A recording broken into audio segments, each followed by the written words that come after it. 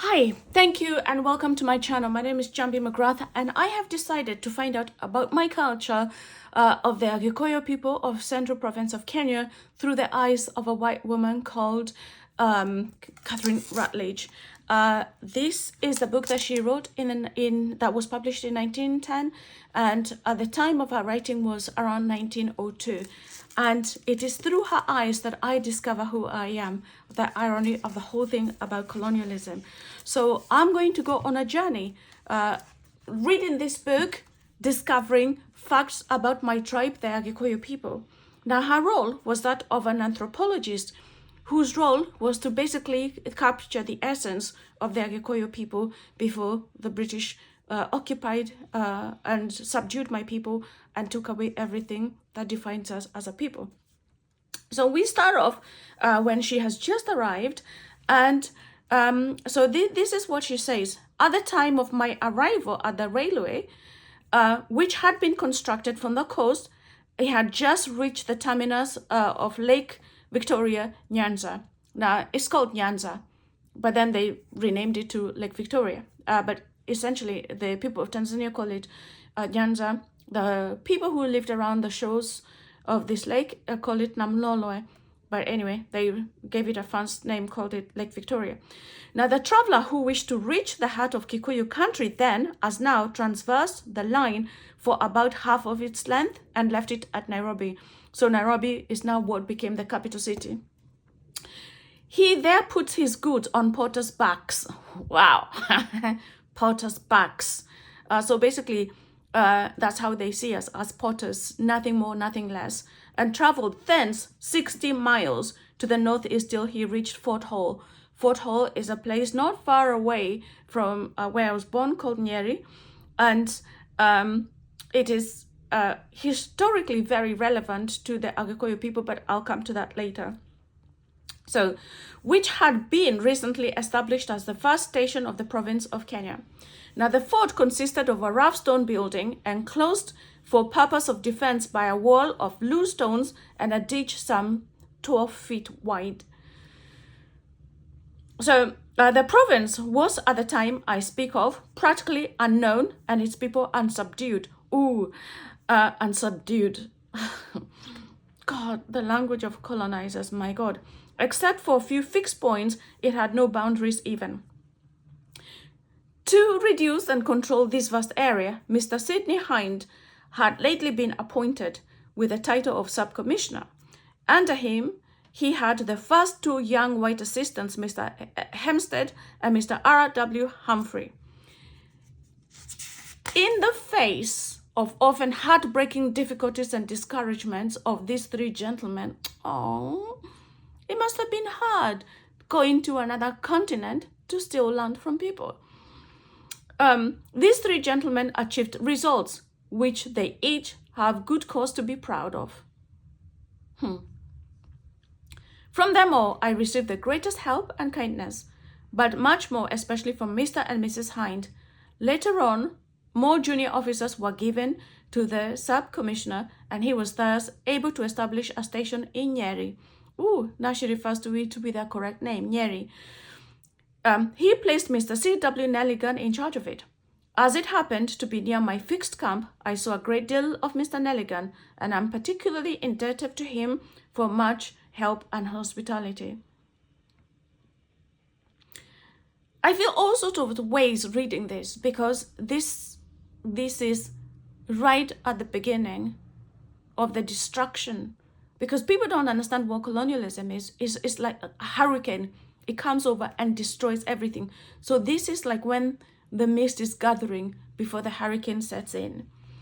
To give an example of the way in which the territory was gradually brought under control, I will quote the following instance. Soon after my arrival at Fort Hall, to which I traveled with the sub-commissioner, returning from leave to take up his command, 3 native elders came to see him and to tell him that the people of their district were prepared to accept the white man's government.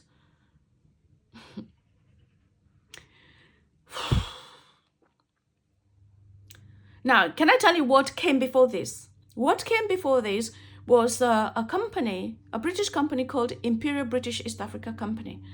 And the British Imperial East Africa Company was basically the commercial, I'm just reading it from my PC. The Imperial British East Africa Company was a commercial association founded to develop African trade in the areas controlled by the British Empire. Now, this was no ordinary company, and this is actually, the behavior of this company is reminiscent of what's happening in the Congo, because this company, they used to travel around with something like 100 soldiers who are well armed, and basically they would turn up and slaughter a whole village. So already people were already very fearful of the white people that they had encountered. So these three men, perhaps thinking that, you know, it's the only way they can live peacefully, because they had no idea what colonialism was about. So they have arrived and they have told, they've told this guy, Mr. Nelligan, that the people of the district were prepared to accept the white man's government, and therefore they would not oppose its orders by force of arms, because so many people had already done that, and they were now already frightened of the British because of the fear, brutality that they used. Now, these three old men had, they said, started a company of 5, but the 2 of their number had been killed on the road by fellow tribesmen of another district which opposed to the submission to the white man. Ooh, wow. So already there is resistance, so we can already see. Mr. Hind received the survivors cordially. How nice of him. Cordially, as you do. Explained at great length to them that the advent of the white man, what the advent of the white man meant, gave them presents. Oh, how nice of him. Here, usually the presents were usually like tobacco or a bit of cloth. Here, in return, we are going to take away your land, and for the next 70 years, we will make sure that your people suffer extensively, but hey, enjoy your tobacco. He gave them presents and dismissed them. Not one of the 3 of them reached home. Oh, they were all murdered en route by those who opposed their mission. And this is a thing that history doesn't tell about how hard the Africans rebelled occupation. Now, this makes me feel all sorts of ways, just listening to her talk about this in such a matter-of-fact way.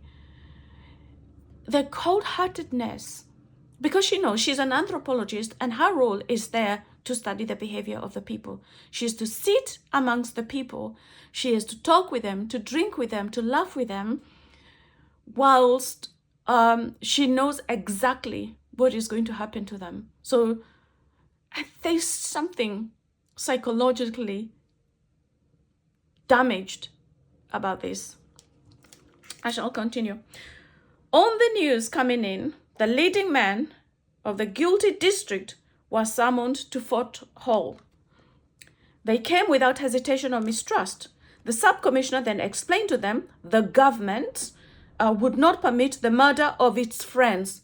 Oh, they have friends already.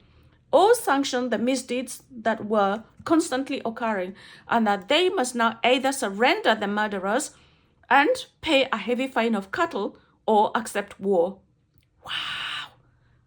So they must accept war or a heavy fine of cattle. And don't forget that these people, cattle was their only wealth. A date was fixed for compliance, and the futility of resistance to the power of the government was clearly pointed out to them, and they were told to go home and think it well over. Failing compliance in such a case, some 500 of the Maasai tribe, the hereditary enemies of the Akikuyu, would have been summoned, and with the addition of some regular native troops, the police the country would be scoured. The men were killed. The women, children, and herds were taken captive until such a time as, experience having been dearly brought, another meeting procured with requisite submission. My God. So this is describing exactly what they're doing in order to force them to accept land. It's basically like what the mafia does. I shall read it again. Failing compliance of such a case, some 500 of the Maasai tribe, the hereditary enemies of the Kikuyu, would be summoned, and with the addition of some regular native troops and police, the country would be scoured. The men were killed. The women, children, and herds were taken captive until such a time as experience having been clearly brought or dearly bought, another meeting procured the requisite submission. Wow. So they will go to the Maasai, and they get the Maasai, about 500 of them. They will bring them to that village where there is resistance. They will kill the men, and they would take the women and the children and their animals, and they would hold them as prisoners. They would hold them captive. And until the requisite submission. The indemnity exacted from the natives usually consisted in part of making the roads the first object of the government in newly acquired territory, being to make it accessible so that troops may be readily moved backwards and forwards through it for the purpose of preserving order. Okay. So they have arrived. They have killed the men. They've taken women and children captive. And this is 1902. My grandmother would not be born until 1907. But I do know that for most of my grandmother's life, that is the definition of the type of life that she had. They were often summoned to go and build roads and dig and all of this stuff. And this is so sobering.